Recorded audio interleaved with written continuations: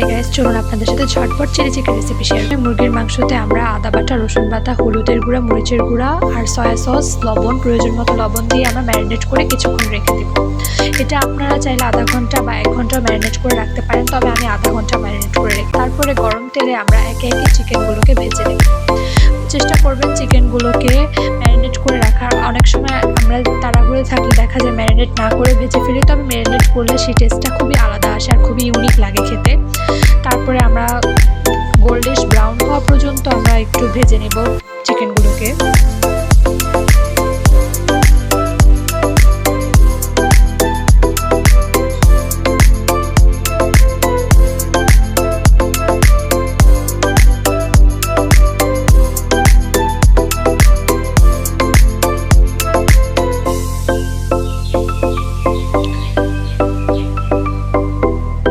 দেখতেই পাচ্ছেন চিকেনগুলো গোল্ডিশ ব্রাউন হয়ে গিয়েছে। এখন আমি একে একে চিকেনগুলোকে উঠিয়ে নেব। বেশি ভাজা ভাজা করতে যাবেন না, পোড়া পোড়া হয়ে গেলে মজা লাগবে না।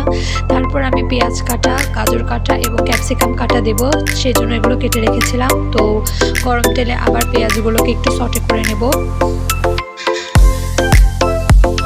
হালকা একটু সটে হওয়ার পরে আমরা গাজর এবং ক্যাপসিকাম এড করব, আর সাথে আপনারা চাইলে একটু লবণ দিতে পারেন। বেশি লবণ দিতে যাবেন না, তাহলে নোনতা হয়ে যাবে বেশি, কারণ আমরা মাংসতে এর আগেও লবণ অ্যাড করেছি। তো তারপর হালকা একটু সটে করে নেব গাজর এবং ক্যাপসিকামগুলোকে। আমি সবুজ ক্যাপসিকাম নিয়েছি, চাইলে আপনারা আপনাদের পছন্দ মতো লাল বা হলুদ ক্যাপসিকামও নিতে পারেন। এরপর আমি টমেটো সস দিয়েছি, আর সাথে একটু হোয়াইট সস আর ভিনেগার দিয়ে দিয়েছি। তারপর কিছুক্ষণ নেড়ে একটু পানি দিয়ে দিবেন, তাহলে দেখা যাবে যে পোড়া পোড়া ভাবটা চলে যাবে।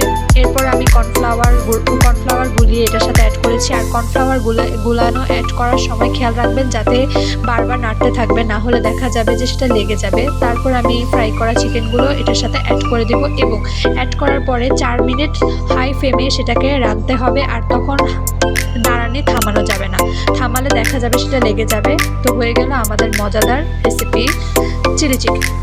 ধন্যবাদ সবাইকে।